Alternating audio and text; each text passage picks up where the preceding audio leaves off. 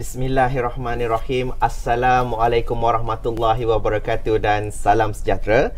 Bersama saya Kasdi bin Kamin, moderator anda pada hari ini dalam siri webinar ataupun wacana ilmu untuk membincangkan tentang kurikulum normal baharu 2020. Jadi penonton sekalian, seperti semua sedia maklum bahawa kita telah digegarkan dengan ancaman COVID-19 yang menyebabkan kerajaan terpaksa mengisytiharkan Perintah Kawalan Pergerakan ataupun PKP bermula 18 Mac 2020 dan sehingga kini merupakan satu suasana di luar kebiasaan dan ianya memberi implikasi besar terhadap sistem persekolahan, khususnya terhadap rutin pengajaran dan pembelajaran ataupun PDP di sekolah. Jadi sebagai langkah untuk memastikan kelangsungan pembelajaran murid, guru-guru telah melaksanakan pembelajaran secara dalam talian, pembelajaran di rumah atau lebih dikenali sebagai home-based learning. Jadi, persoalan yang timbul adalah adakah pembelajaran dengan kaedah ini berkesan dan adakah input yang sepatutnya diterima oleh murid dapat diterima sepenuhnya, dan bagaimana pula dengan murid-murid yang tidak mempunyai akses internet, adakah mereka dapat mengikuti pembelajaran seperti sedia ada ataupun adakah guru boleh menyempurnakan kandungan kurikulum seperti yang dikehendaki, dan apa pula pelan KPM dalam memenuhi keperluan pembelajaran murid. Jadi, untuk menjawab persoalan ini, bersama-sama kita akan mengupas isu ini adalah Timbalan Pengarah Sektor Dasar dan Kurikulum Bahagian Pembangunan Kurikulum, iaitu Tuan Haji Nazar Idris bin Saadun. Assalamualaikum dan selamat datang Tuan Haji. Waalaikumsalam warahmatullahi wabarakatuh. Baik, penonton sekalian, kita teruskan dengan persoalan yang pertama. Jadi saya pasti topik ini adalah satu topik yang sangat penting, yang sangat ditunggu-tunggu oleh guru-guru sekalian, kerana melihatkan takwim persekolahan yang baru dikeluarkan. Jadi waktu yang tinggal adalah singkat bagi guru menyempurnakan kandungan kurikulum yang berbaki. Jadi sebelum itu, boleh Tuan Haji terangkan bagaimanakah PKP ini sebenarnya memberi kesan kepada pembelajaran murid, Tuan Haji? Baik, terima kasih Cik Kasdi.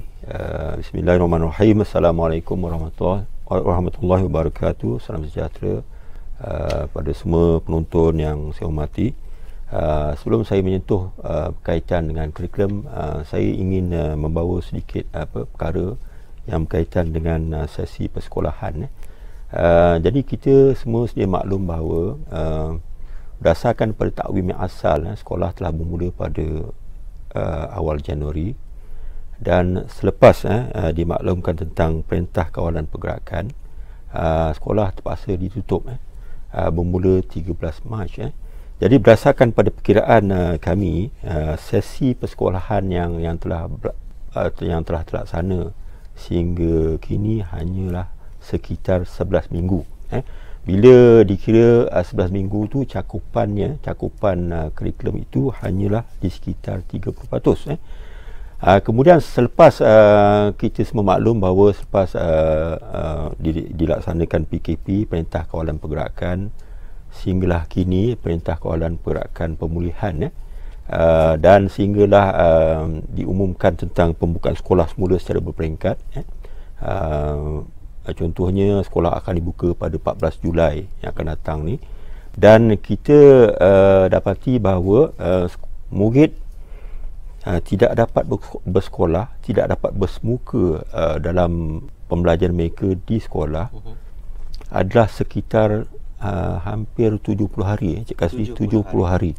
Dan daripada 70 hari ni, berdasarkan pada perkiraan kami, dia mencakupi kandungan lebih kurang 49%.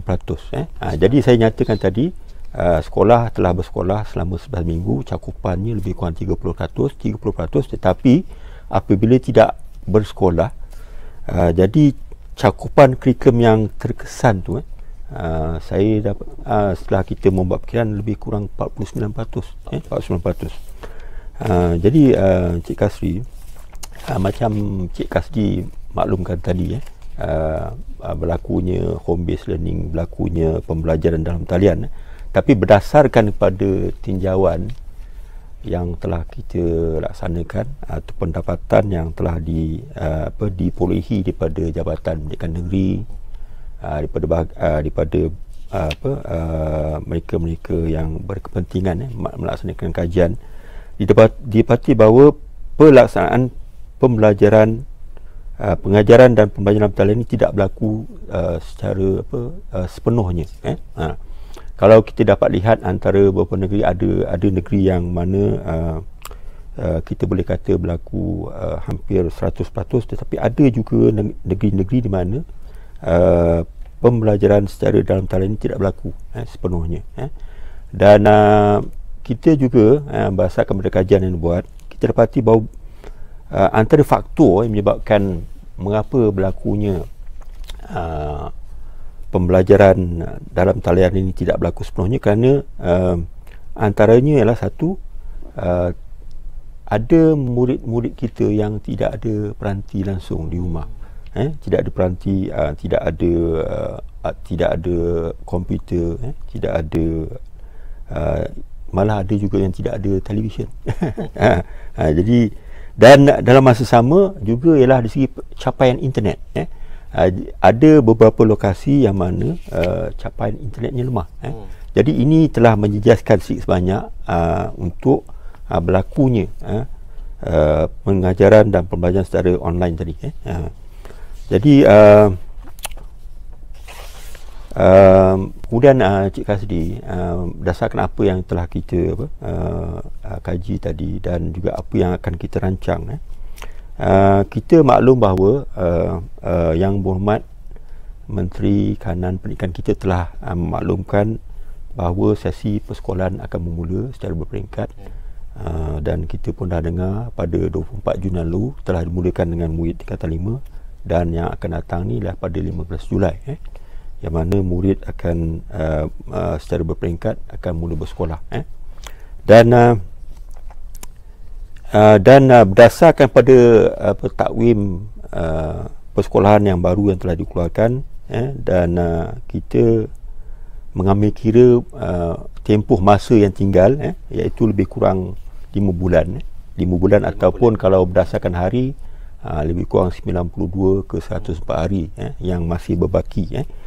Jadi oleh kerana baki yang kita rasa agak terhad, kerana telah berlaku sekolah tidak bersekolah sejak sekian lama, jadi kita di pihak Kementerian Pendidikan Malaysia menerusi bahagian pembangunan kurikulum telah mengambil inisiatif untuk menjajarkan kurikulum bagi memastikan supaya kurikulum yang telah ada tu dapat disampaikan sepenuhnya menjelang akhir tahun 2020 ni lah.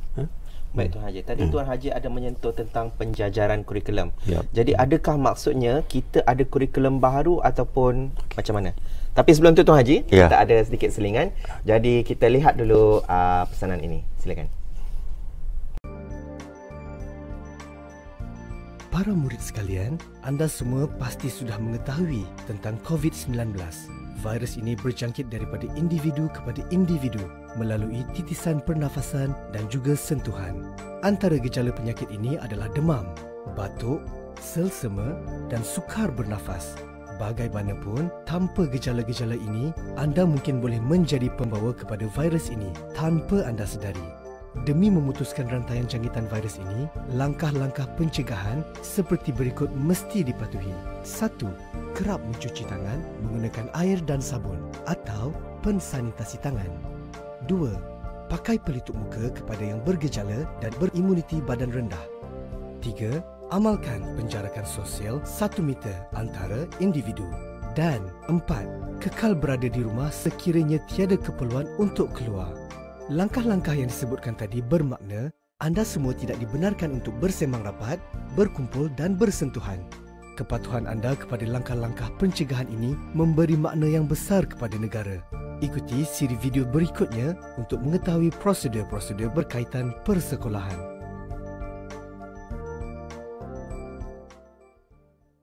Baik, itu tadi pesanan untuk semua sebelum pembukaan sekolah. Jadi, Tuan Haji, berbalik kepada persoalan saya sebelum tadi. ramai yang ingin tahu sama ada penjajaran kurikulum ini sebenarnya adalah kurikulum baharu ataupun sebenarnya kurikulum sedia ada. Baik, penjajaran kurikulum bagi pembukaan semula sekolah tahun 2020 bukanlah bukanlah kurikulum baru. Jadi sebenarnya kita menjajarkan kurikulum yang ada, yang telah dilaksanakan sebelum ni pun, yang mana murid telah belajar pada awal tahun.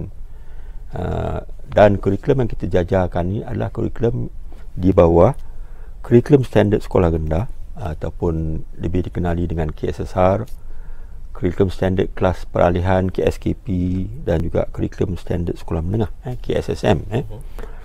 Yang mana kurikulum yang ada ni, kandungan ni kita susun semula. Kita susun mula dan kita nak pastikan supaya apabila kita melakukan penjajaran ni, kurikulum ini dapat dilaksanakan dalam tempoh masa yang telah ditetapkan dalam takvim baru persekolahan. Jadi penjajaran ini kita buat berdasarkan pada kluster-kluster lah. Maknanya kalau berdasarkan pada kurikulum yang sedia ada, kita ada standard kandungan, kita ada standard pembelajaran, tapi kita jajarkan, kita susun semula berdasarkan 3 kluster, iaitu kandungan asas, kandungan tambahan dan juga kandungan pelengkap. Jadi maksudnya di sini kurikulum normal baharu ni bukanlah suatu kurikulum yang baharu penonton bukan. Sekalian, Bukan. tapi sebenarnya dia adalah mata pelajaran yang disusun semula. Baik, tapi apa sebenarnya tujuan penjajaran kurikulum ni dilakukan? Baik, macam saya maklumkan tadi, kita waktu persekolahan agak terhad menjelang menjelang Disember. Jadi kita laksanakan penjajaran ini untuk memastikan supaya cakupan kurikulum tu bagi tahun ni, yang mana telah pun berlangsung daripada Januari kemudian tersekat oleh kerana PKP, kita nak pastikan supaya kurikulum mata pelajaran bagi setiap mata pelajaran tahun 20 dapat disampaikan kepada murid. Itu satu. Dan seperti yang saya nyatakan tadi, terdapat jurang pembelajaran kerana berlakunya PKP, dan juga saya nyatakan tadi berdasarkan pada kajian laporan yang disediakan, walaupun berlakunya PDP secara dalam talian, tetapi masih lagi terdapat murid yang tidak berpeluang.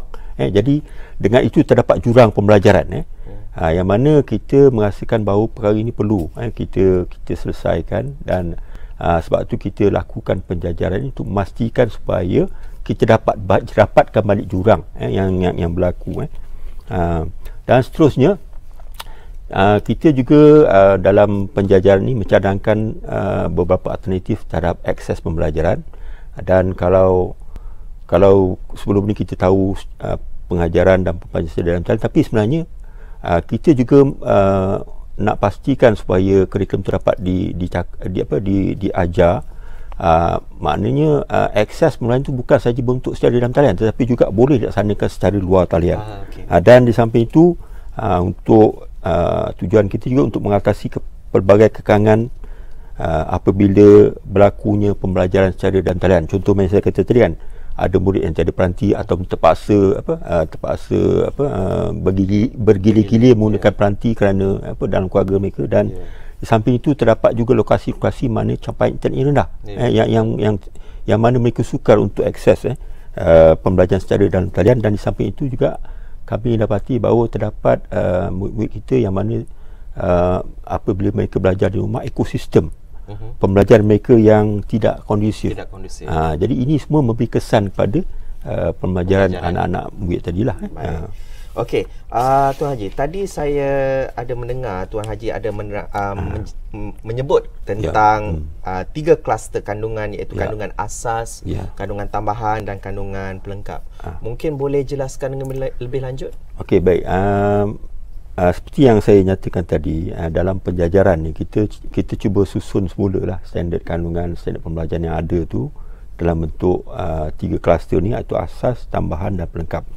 Yang pertamanya kandungan asas ni lah yang mana tajuk-tajuk yang mana pengetahuan, kemahiran dan nilai asas yang perlu dikuasai murid supaya mereka tidak akan terjejas apabila mereka meneruskan pembelajaran mereka ke peringkat seterusnya.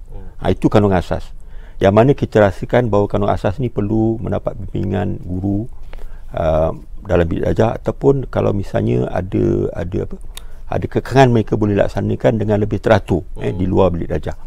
Kemudian kandungan tambahan ni ialah sebagai kandungan yang mana pengetahuan, kemahiran dan nilai yang menyokong kepada kandungan asas tadi. Dia menyokong.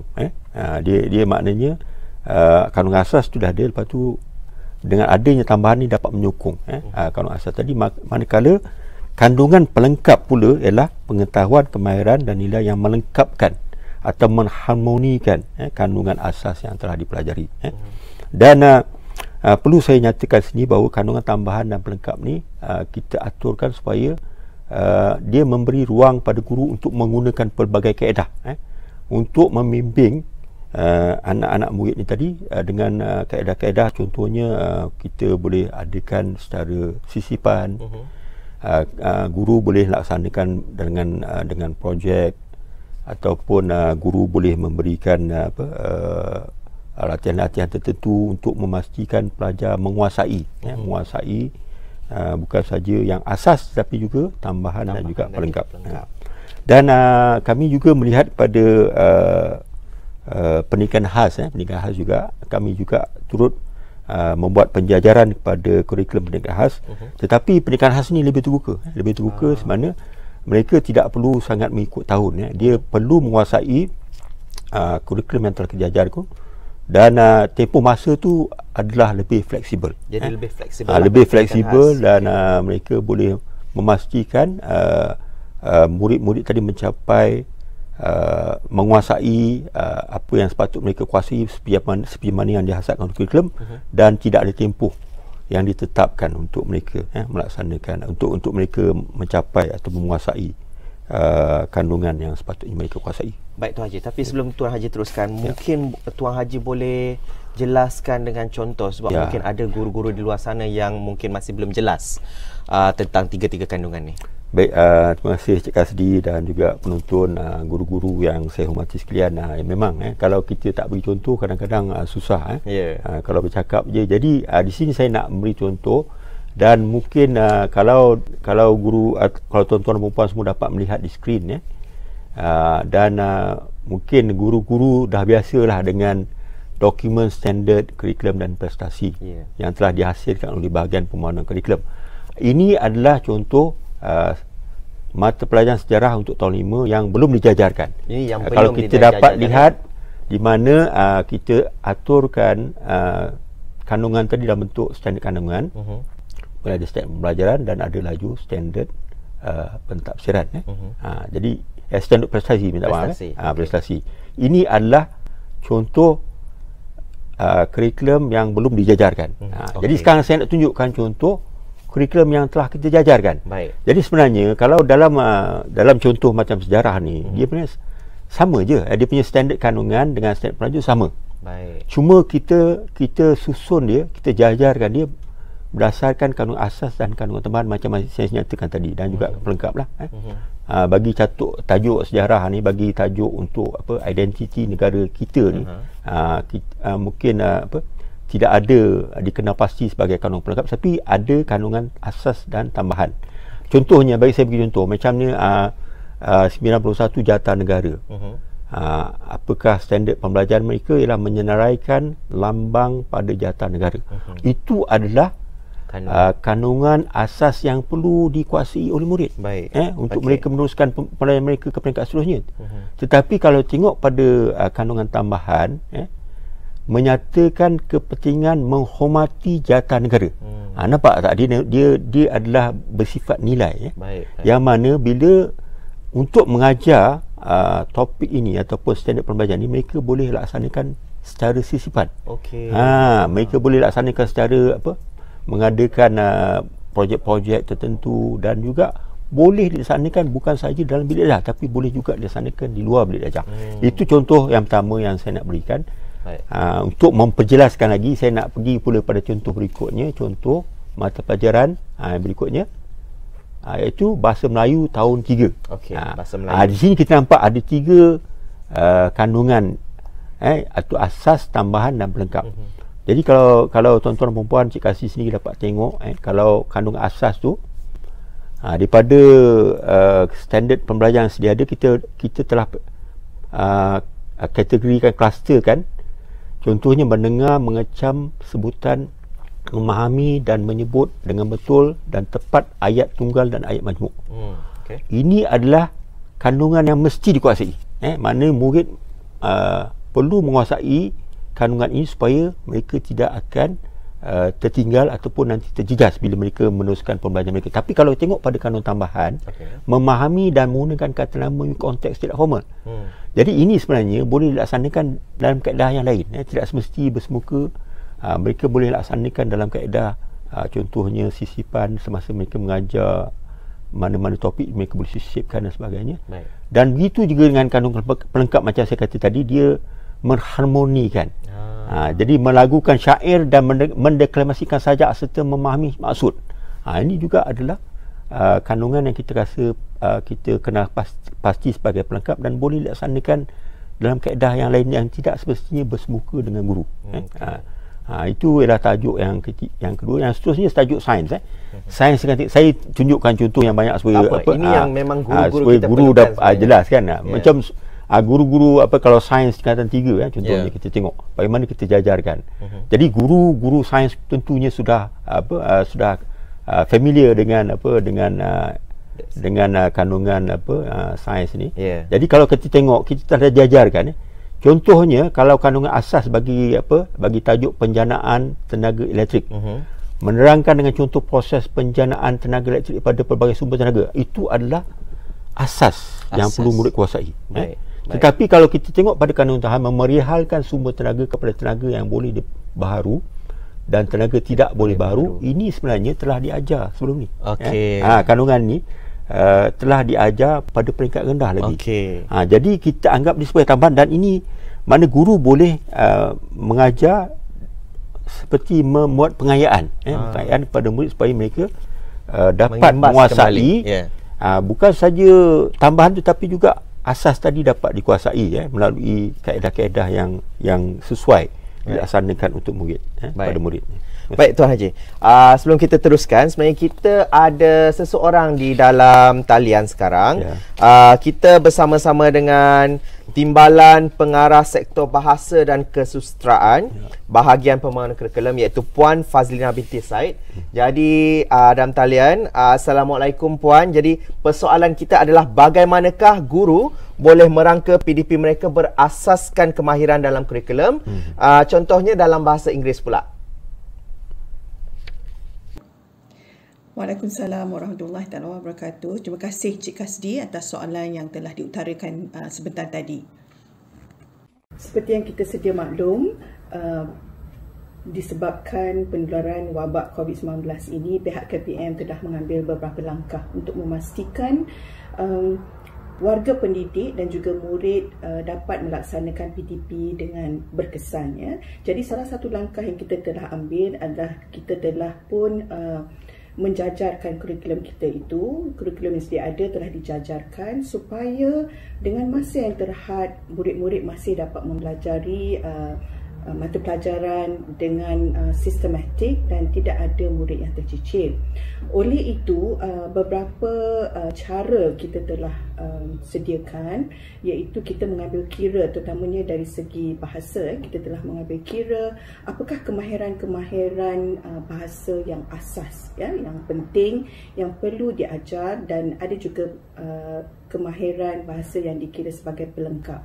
Satu keunikan bahasa ini sebab dia melibatkan kemahiran bahasa, oleh itu kemahiran itu berulang. Jadi ada ketikanya guru memang perlu mengajar kemahiran bahasa yang asas, tetapi kita juga boleh menggunakan complementary skill ataupun kemahiran pelengkap untuk memastikan pengajaran murid kita ini berterusan dan juga mereka mendapat kemahiran yang dihasratkan oleh guru dan juga murid. Saya amat yakin guru-guru kita memang mempunyai kemahiran daripada segi mereka memilih, merancang dan juga mengadaptasi standard pembelajaran dan juga standard kandungan yang asas yang diperlukan oleh murid untuk memastikan pengajaran dan pembelajaran di dalam bilik darjah, terutamanya mengenai kemahiran bahasa itu dapat dilaksanakan dengan baik. Oleh itu, guru kita perlu selektif, ya, maksudnya perlu bijak memilih standard kandungan, standard pembelajaran, dan di mana ini perlu disesuaikan, ya, dengan kemahiran-kemahiran yang difikirkan amat perlu untuk murid itu menjalani satu kaedah pembelajaran yang menyeluruh dan membolehkan mereka untuk meneruskan pembelajaran mereka pada masa-masa yang akan datang. Jadi kemahiran asas itu amat kritikal. Baik Puan. Okey, bagaimana pula, adakah schemes of work masih terpakai untuk subjek bahasa Inggeris? Schemes of work ataupun SOW yang telah disediakan untuk guru sebenarnya merupakan satu panduan, ya, yang diberikan kepada guru supaya mereka boleh merancang dan juga boleh menyesuaikan dengan kemahiran asas dan juga kemahiran complementary tadi. Walau bagaimanapun, SOW itu mempunyai banyak aktiviti yang berfokus dan berbeza. Jadi guru perlu menggunakan kebijaksanaan atau professional judgement untuk memastikan di manakah kemahiran asas yang perlu diambil dan apakah aktiviti yang sesuai untuk standard pembelajaran tersebut. Tidak semestinya semua aktiviti yang disenaraikan dalam scheme of work itu perlu diajar kepada murid. Jadi kita percaya guru boleh menggunakan professional judgement mereka untuk menyesuaikan apakah kemahiran-kemahiran yang perlu diajarkan kepada murid dan apakah kemahiran yang mungkin akan diulang, ya. Sebab kemahiran bahasa ini kadang-kadangnya kita perlu ulang sebagai satu langkah pengukuhan, dan saya percaya guru-guru kita memang mempunyai kemahiran dan juga diberi latihan untuk memilih kemahiran-kemahiran dan aktiviti-aktiviti yang bersesuaian. Baiklah, terima kasih kepada Puan Fazlina atas penerangan tadi, berkaitan dengan kurikulum bahasa Inggeris. Jadi saya haraplah guru-guru bahasa Inggeris akan dapat sedikit dan input supaya mereka dapat melaksanakan pengajaran mereka dengan lebih berkesan. Kembali semula ke studio bersama Kasdi.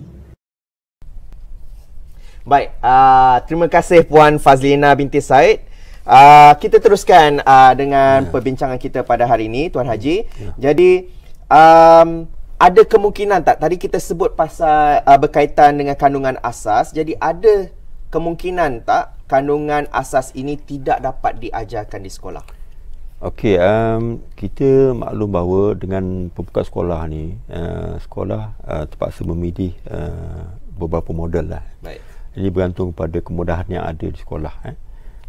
Contohnya macam model 1, mana murid semua akan hadir ke sekolah, dan seterusnya model 2 pun begitu, murid semua akan hadir ke sekolah. Tetapi model 3 di mana terdapat sekolah yang terpaksa memilih model 3, maka dalam model ini berlakunya penggiliran murid.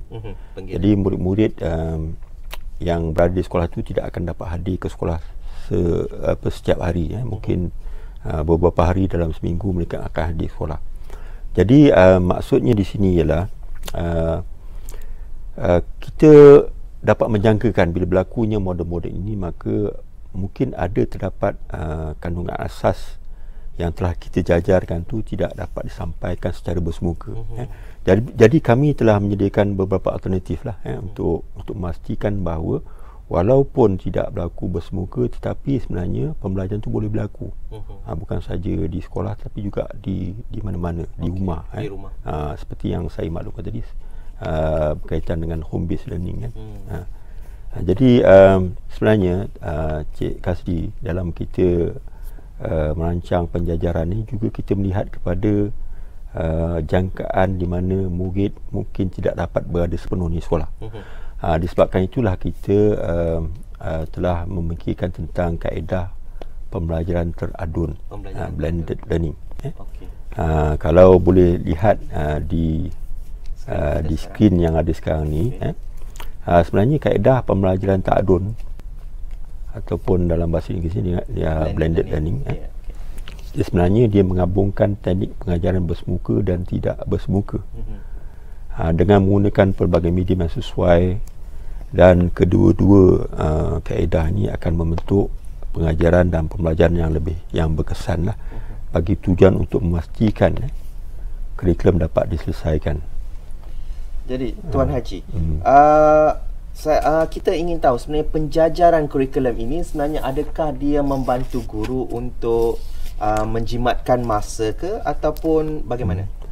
Dia saya boleh maklumkan sini bahawa sebenarnya penjajaran ini bukanlah tujuan dia untuk menjimatkan masa PDP dan sebagainya, tetapi sebenarnya pihak bahagian pembangunan kurikulum telah melihat kita telah menjangkakan yang sekolah akan dibuka, kemudian tempoh masa yang tinggal. Jadi sebab tu kita cuba melihat dari aspek kurikulum bagaimana kita dapat sesuaikan dengan tempoh yang tinggal. Jadi kita cuba jajarkan dan kita cuba juga mencadangkan beberapa perkara macam saya kata macam saya nyatakan tadi, pembelajaran ta'adun, supaya yang pentingnya apabila sekolah berakhir pada tahun 2020 ni, pelajar akan dapat menguasai kandungan kurikulum sepenuhnya. Dan ini akan membantu murid tersebut untuk meneruskan pembelajaran mereka ke tahun yang seterusnya, tahun 2021. Okey, sebelum kita teruskan Tuan Haji, kita akan berehat sekejap sebentar dan kita akan dengar pesanan ini dulu. Tahukah anda apa yang perlu dilakukan sebelum ke sekolah? Sebaik sahaja bangun pagi, periksa suhu badan terlebih dahulu. Seluruh ahli keluarga digalakkan berbuat demikian. Jika suhu anda tinggi, kekal berada di rumah dan tidak perlu ke sekolah. Amalkan kebersihan diri. Pastikan baju sekolah yang bersih setiap hari. Para murid juga digalakkan untuk membawa bekal makanan sendiri. Ikuti siri video berikutnya untuk mengetahui prosedur-prosedur berkaitan persekolahan.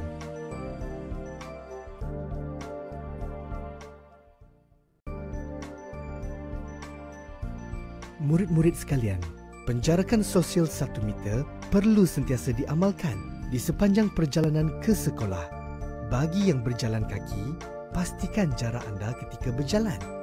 Bagi murid-murid yang menaiki kenderaan awam seperti bas atau van sekolah, hendaklah sentiasa mematuhi garis panduan yang telah dikeluarkan oleh sektor pengangkutan awam darat. Setibanya di sekolah, anda hendaklah beratur untuk diambil suhu badan. Jika suhu badan melebihi 37.5 darjah Celsius, anda akan dibawa ke bilik isolasi dan tidak akan dibenarkan untuk masuk ke kelas. Ibu bapa atau penjaga akan diberitahu supaya mengambil anda pulang untuk dikuarantin.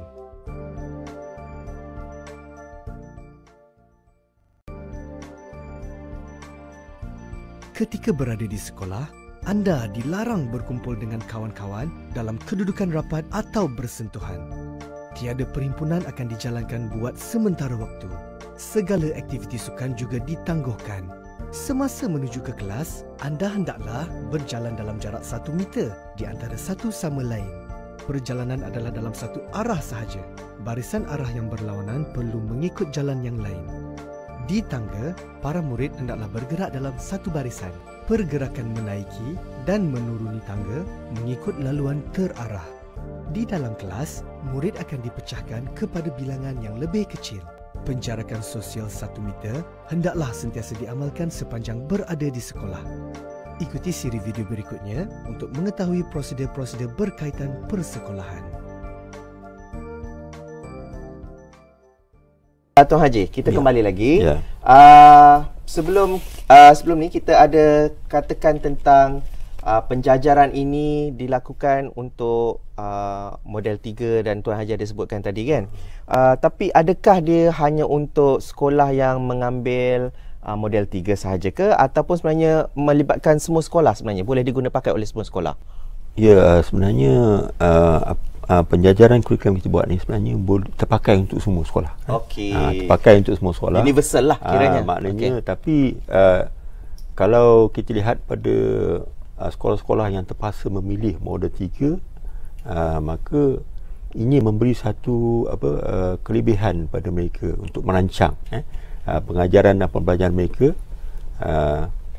dengan lebih sempurna supaya untuk memastikan untuk memastikan murid mencapai hasil pembelajaran yang sepatutnya mereka dapat dalam seperti mana yang telah dinyatakan dalam kurikulum lah. Kita ada satu soalan cepu mas ni sebenarnya. Okey. Sebab ada guru-guru kita yang sangat proaktif semasa PKP dan mereka telah melaksanakan PDP secara dalam talian mengikut APT yang telah dirancang lah.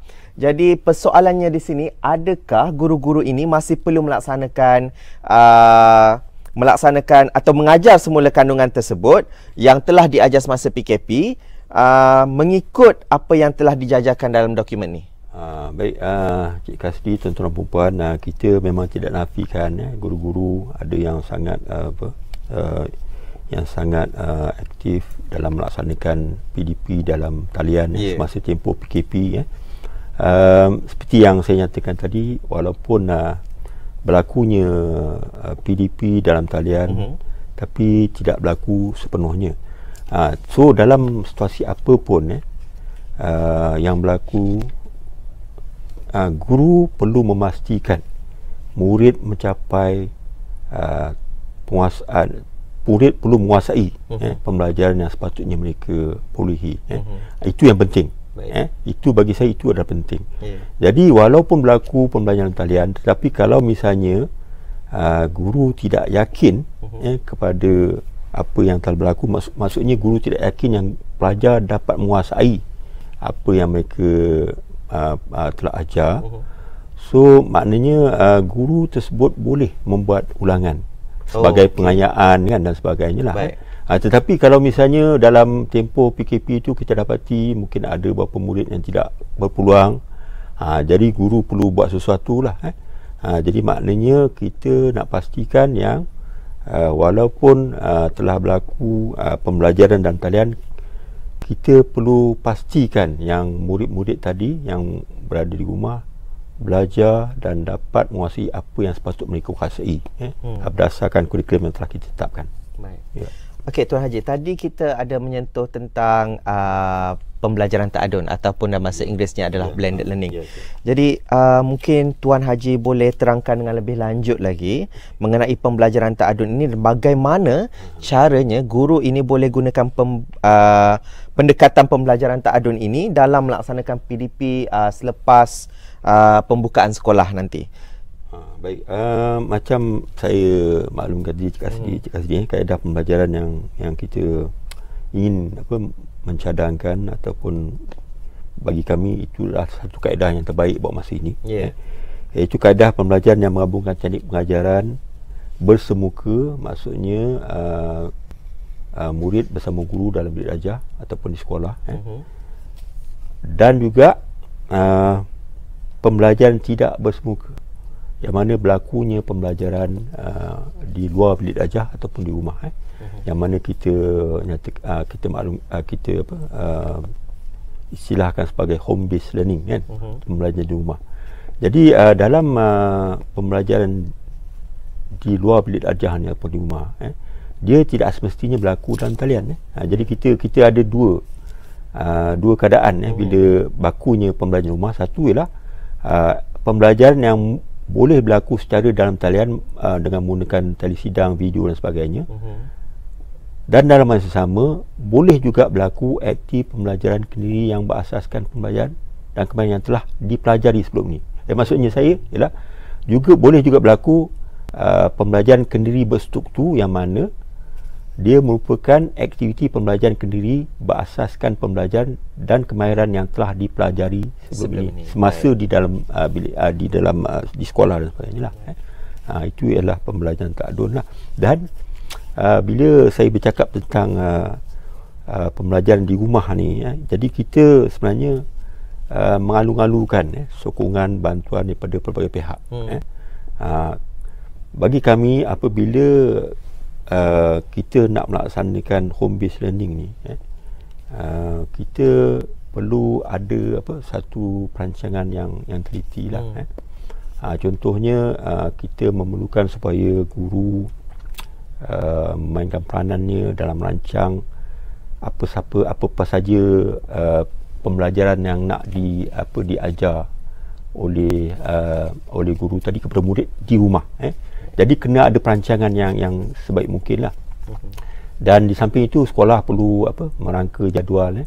Kalau berlakunya penggiliran tadi kan, macam saya kata tadi, berlakunya penggiliran, maka apabila murid bersekolah okey, tapi bila murid berada di rumah, perlu ada perancangan atau penjaluran bagi murid ini supaya mereka belajar di rumah. Jadi murid, kita haraplah bila ditetapkan mereka belajar di rumah, mereka juga dapat mengikuti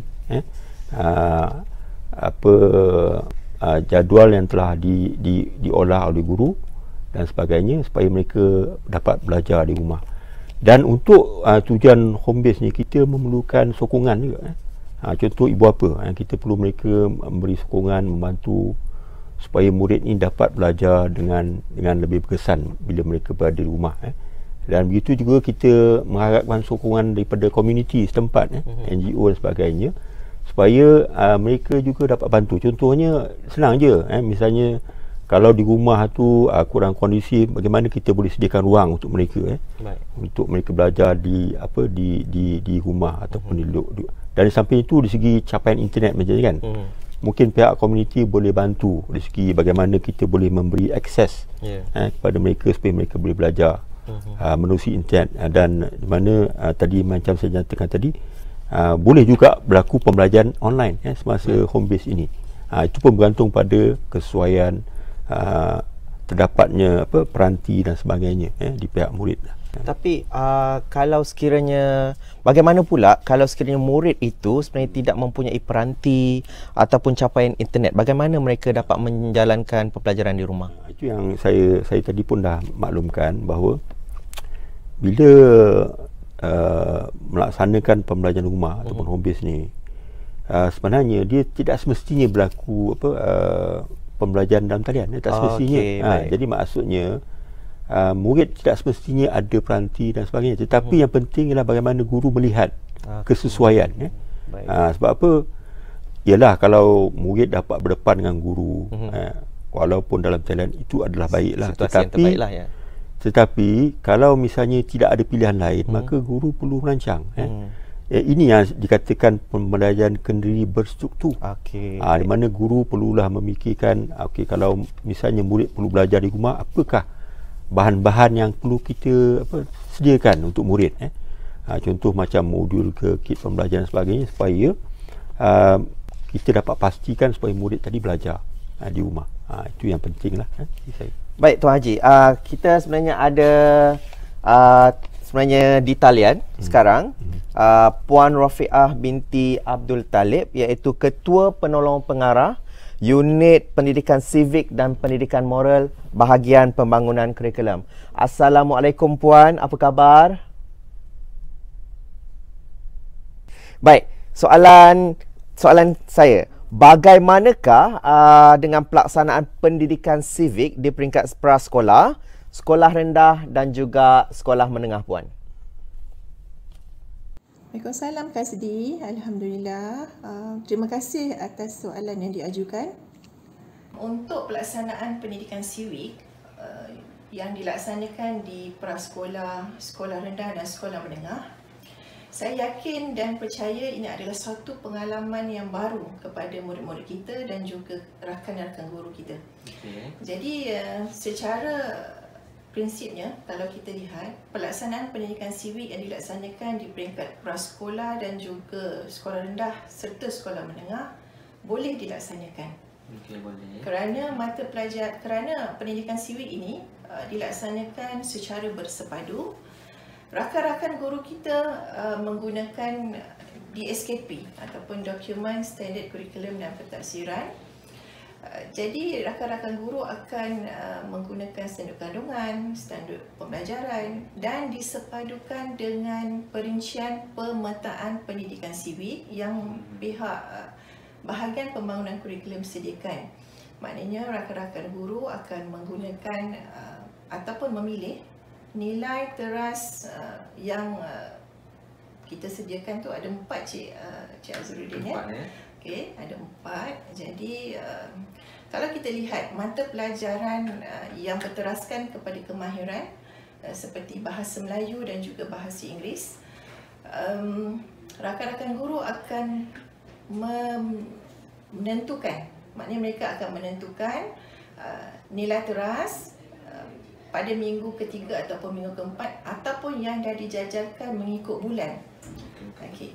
Jadi maknanya prinsip yang tadi ialah bersepadu dan saya yakin boleh dilaksanakan ya, sepanjang penjajaran yang dilaksanakan lah. Okey, untuk pendidikan Islam dan juga pendidikan moral yang berteraskan kepada nilai, boleh juga dilaksanakan secara bersepadu. Ya, maknanya begitu juga sama prinsipnya memilih kepada DSKP, standard kandungan. Dalam DSKP, standard kandungan dan SP disepadukan dengan nilai teras. Begitu juga dengan mata pelajaran sejarah, kerana mata pelajaran sejarah ini dia berdasarkan kepada konten dan juga kronologi. Jadi rakan-rakan guru kita akan memilih perincian pemetaan, maknanya tajuk-tajuk ataupun secara selektif.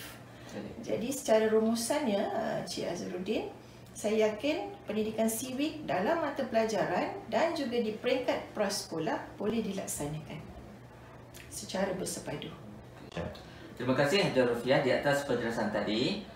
Kita kembali semula ke studio bersama-sama dengan Cik Kasdi. Baik, Tuan Haji. Mungkin Tuan Haji boleh ceritakan sedikit tentang peranan pihak sekolah pula. Apakah peranan yang boleh diambil oleh pihak sekolah dalam memastikan apa yang kita hasratkan ini dapat berjalan lancar?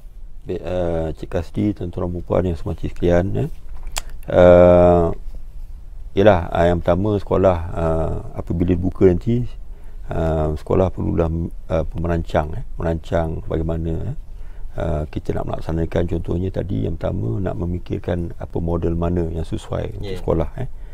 Jadi dari pihak kurikulum pula kita nak memastikan bahawa sekolah dapat memikirkan bagaimana sekolah dapat menjadualkan semula apa yang telah mereka sediakan berdasarkan model pilihan tadi, dan bagaimana mereka dapat tentukan kurikulum mata pelajaran itu dapat disudahkan. Jadi untuk itu kita telah kita akan mengeluarkan satu surat makluman kepada semua sekolah untuk memaklumkan tentang penjajaran kurikulum yang telah kita laksanakan, dan juga dalam surat pemakluman itu ada meminta pihak sekolah supaya membuat memuat turun bahan-bahan yang telah pihak bahagian pembangunan kurikulum sediakan di portal BPK. Dan bahan-bahan contohnya macam bahan-bahan kurikulum yang telah kita jajarkan, dan seterusnya dalam tu menunjukkan bagaimana kita olah semula peruntukan masa minimum, jam minimum yang telah kita susun semula berdasarkan kandungan asas tambahan dan juga pelengkap tadi. Dan di sini nanti makna kita pihak jawatan kuasa kurikulum sekolah perlulah merangka semula jadual berdasarkan peruntukan masa minimum yang telah kita tetapkan dalam penjajaran kurikulum. Kemudian kita juga untuk memastikan kelancaran pelaksanaan kurikulum berdasarkan kurikulum jajar ni, kita juga perlulah menjalankan pemantauan berstruktur secara berterusan bagi memastikan pelaksanaan PDP dan pentertiban sekolah dan aktiviti pembelajaran murid di rumah seperti yang kita rancang. Dan seterusnya pihak sekolah juga dialu-alukan untuk membuat penambahbaikan mana perlu, dan tujuannya lah untuk meningkatkan lagi mutu PDP baik di sekolah maupun pembelajaran di rumah. Dan juga di samping itu kita juga memberi beberapa bahan-bahan sokongan untuk membantu guru dalam melaksanakan pelbagai kaedah PDP ataupun menyediakan bahan-bahan yang tertentu bagi tujuan pelaksanaan kurikulum yang telah kita jajarkan dalam tempoh masa yang ada lah. Baik, bagaimana pula peranan panitia mata pelajaran? Apa pula yang perlu mereka lakukan? Ya, ini juga penting apabila mereka telah dapat mandat daripada pihak pentadbiran sekolah dan sebagainya, apa yang perlu mereka laksanakan ialah yang penting mereka perlulah merancang apa yang nak diajar kepada murid-murid mereka. Jadi sebenarnya kita pun macam saya nyatakan tadi, kita telah pun muat naik bahan-bahan kurikulum yang telah kita ajarkan tadi. Mereka boleh muat turun, kemudian cuba membuat sedikit analisis kepada kurikulum yang telah kita ajarkan dengan kurikulum yang telah sedia ada. Dan dari situ guru boleh merancang. Contohnya kalau guru dah melaksanakan PDP pada tajuk-tajuk berikut, kalau misalnya mereka dah laksanakan PDP pada semasa tempoh PKP, jadi mereka boleh rancang semula dan memastikan supaya kandungan yang telah kita buat tu diajar. Dan seperti yang saya nyatakan tadi, jika sekiranya berlaku di mana murid terpaksa belajar di rumah, maka guru juga boleh merancang. Contohnya bagaimana mereka boleh adakan kandungan itu diajar secara bersemuka, dan bagaimana pula caranya bila kandungan itu terpaksa diajar secara tidak bersemuka seperti di rumah dan sebagainya. Jadi ini adalah penting. Jadi bagi saya guru merupakan merupakan orang yang paling utama nadi utama untuk merancang. Merancang semula pengajaran dan pembelajaran. Kita di pihak kementerian cuba bantu sebaik mungkin untuk memastikan supaya guru dapat melaksanakan, dan kita nak pastikan yang pentingnya lah pelajar dapat menguasai kandungan yang telah kita tetapkan dalam kurikulum kita. Baik, Tuan Haji. Kita berehat sebentar dan kita dengar dulu pesanan ni. Murid-murid sekalian, penjarakan sosial 1 meter perlu sentiasa diamalkan sepanjang waktu ketika di sekolah, tidak kira di dalam maupun di luar kelas. Ditandas, elakkan daripada bersesap. Pastikan tangan dibasuh menggunakan sabun. Murid-murid hendaklah mencuci tangan dengan air dan sabun mengikut langkah-langkah membasuh tangan yang betul.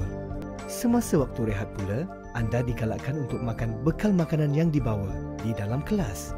Jika anda tidak membawa bekal makanan, anda boleh beli makanan berbungkus di kantin dan bawanya ke kelas untuk dimakan.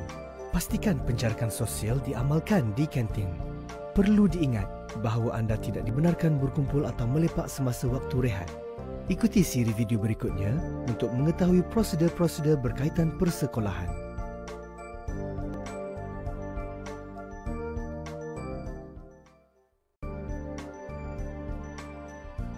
Ketika pulang dari sekolah, murid-murid hendaklah berada dalam keadaan teratur untuk keluar dari kelas dan kawasan sekolah. Bagi yang menunggu untuk diambil oleh ibu bapa, pastikan penjarakan sosial semasa berada di ruang menunggu. Bagi yang pulang dengan berjalan kaki, sentiasa jarakkan diri anda 1 meter dengan orang lain.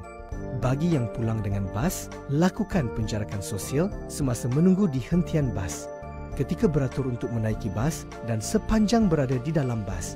Demi menjaga kesihatan anda daripada dijangkiti COVID-19, langkah-langkah yang telah ditetapkan ini hendaklah sentiasa dipatuhi. Kepatuhan dan kerjasama anda memberi makna yang amat besar untuk negara. Ikuti siri video berikutnya untuk mengetahui prosedur-prosedur berkaitan persekolahan.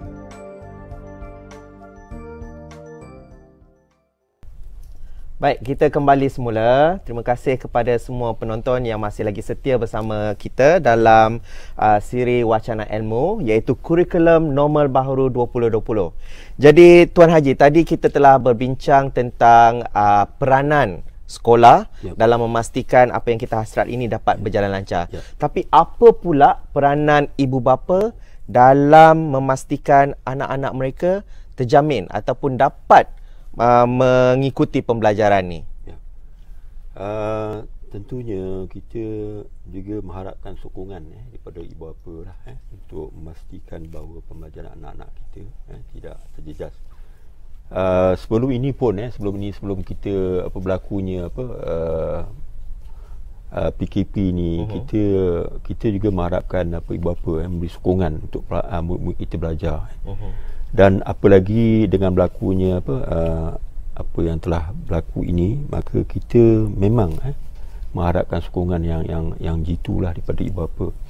Tapi untuk itu kita juga meminta supaya pihak sekolah ataupun guru supaya sentiasa berkomunikasi dengan pihak ibu bapa untuk menentukan bagaimana kita dapat merancang pembelajaran di rumah yang berlaku.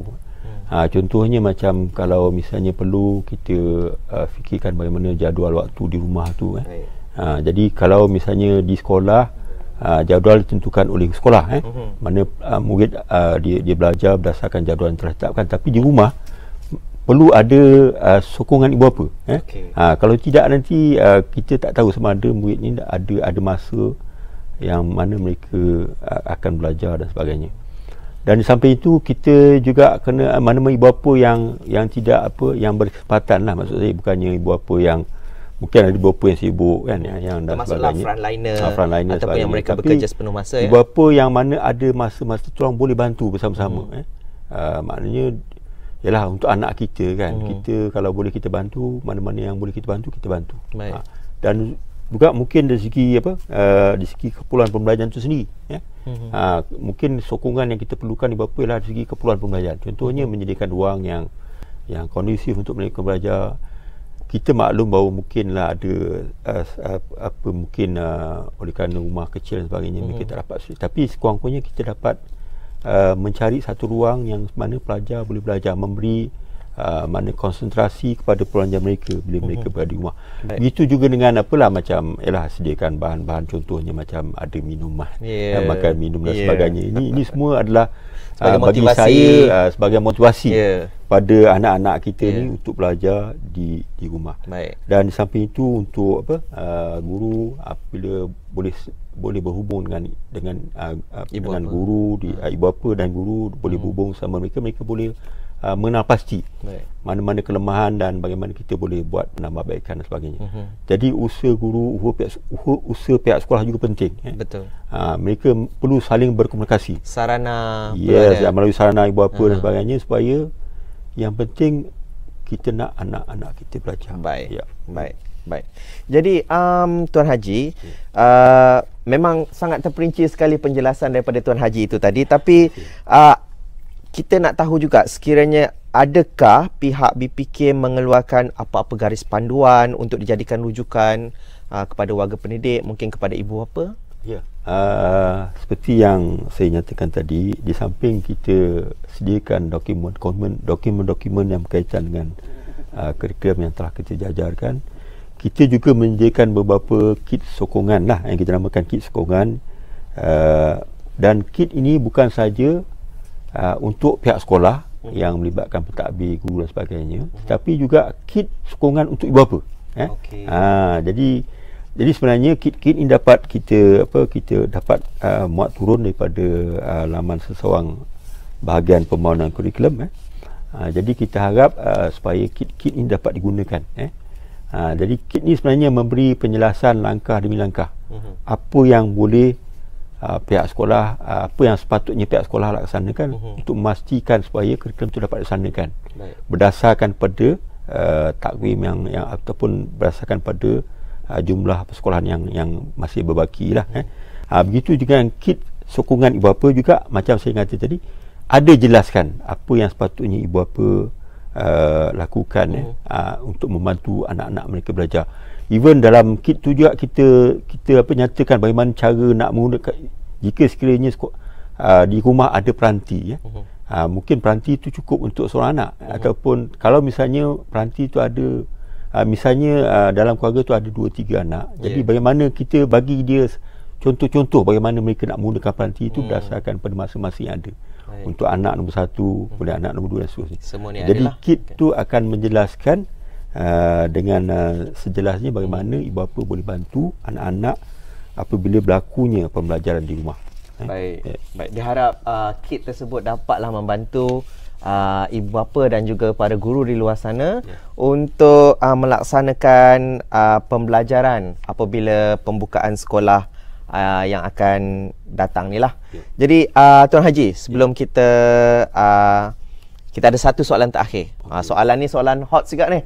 Okey.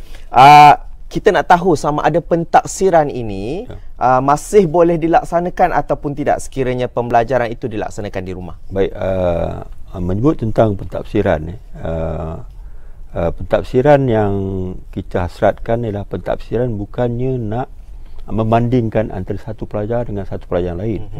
Jadi kita sebenarnya pentafsiran yang kita cuba maklumkan di sini ialah pentafsiran yang nak melihat kepada perkembangan murid itu sendiri.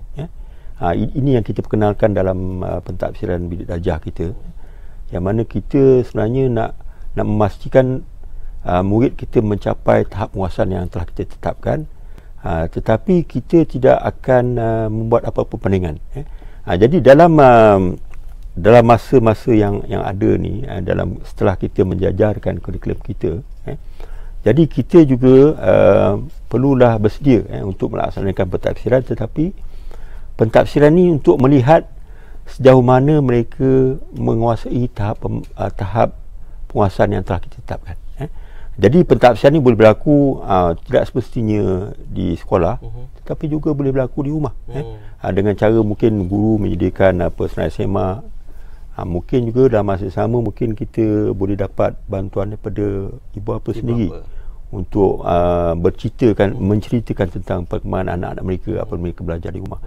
Jadi pentafsiran tu boleh berlaku, dan bagi saya pentafsiran tu yang pentingnya untuk mengenal pasti adakah anak-anak murid kita ni belajar. Itulah yang penting. Bukannya untuk mengukur mereka sama ada mereka ni membandingkan atau membandingkan atau lain. Itulah. Baik. Okey Tuan Haji, begitu lengkap ataupun mendalam sekali perbincangan kita pada hari ini. Satu persatu kita kupas. Jadi mungkin sebagai penutup kita pada wacana ilmu kita kali ini, mungkin sedikit rumusan ataupun kata-kata nasihat kepada guru-guru kita di luar sana. Baik, terima kasih. Ialah kita telah berusaha, kita akan berusaha dengan selagi upaya kita untuk memastikan supaya anak-anak kita tidak tertinggal. Jadi sebenarnya pihak kami di bahagian pembangunan kurikulum telah cuba merangka kurikulum yang ada tu supaya untuk memastikan supaya guru-guru dapat melaksanakan kurikulum yang telah kita jajarkan tu. Dan yang pentingnya pada kami ialah bagaimana kita nak pastikan murid kita dapat menguasai pembelajaran, dan yang penting lagi ialah kita nak memastikan supaya apabila menjelang hujung tahun 2020 murid telah dapat apa yang sepatutnya mereka dapat dalam pembelajaran mereka, dan apabila mereka melanjutkan pembelajaran mereka ke tahun seterusnya, mereka akan dapat teruskan tanpa apa-apa masalah berdasarkan apa yang telah mereka diajar pada tahun ini. Terima kasih. Pesanan kepada guru yang mungkin tengah panik sekarang ni mungkin? Bagi saya tidak perlu panik. Kita pihak kementerian pun telah meminta supaya guru-guru semua hadir ke sekolah, dan bagi saya mereka ada masa yang cukup baik, cukup sesuai untuk mereka merancang pengajaran dan pembelajaran mereka. Dan apabila kita sediakan bahan-bahan ni, bagi saya yang pentingnya guru merancang bagaimana mereka dapat selesaikan kurikulum yang kita jajarkan sehinggalah penghujung tahun 2020. Jadi tak perlu panik. Kurikulum sokongan ada, sokongan sentiasa ada, dan kami juga akan memberi bimbingan di masa ke semasa. Dan ada keperluan untuk kita melawat sekolah, kita akan pergi melawat sekolah untuk bantu. Itu saja. Terima kasih Tuan Haji Nazar. Jadi penonton sekalian, apa yang kita boleh katakan di sini adalah kurikulum normal baharu ini bukanlah kurikulum yang baharu, tetapi ia adalah kurikulum sedia ada yang telah disusun semula kandungannya. dan juga kena fahamlah tentang situasi bagaimana ibu bapa boleh membantu anak-anak dalam pembelajaran di rumah, bagaimana komuniti juga boleh membantu. Sebenarnya yang penting kerjasama itu perlu ada di kalangan semua pihak lah. Baik, jadi dengan harapan kita semoga semuanya dapat berjalan dengan lancar, dan kita doakan agar guru-guru, murid dan juga ibu bapa dapat menerima apa yang kita terangkan pada hari ini. Dan juga kita akan bertemu lagi dalam siri wacana ilmu yang akan datang. Dengan itu, sekian, wabillahi taufiq wa hidayah. Wassalamualaikum warahmatullahi wabarakatuh.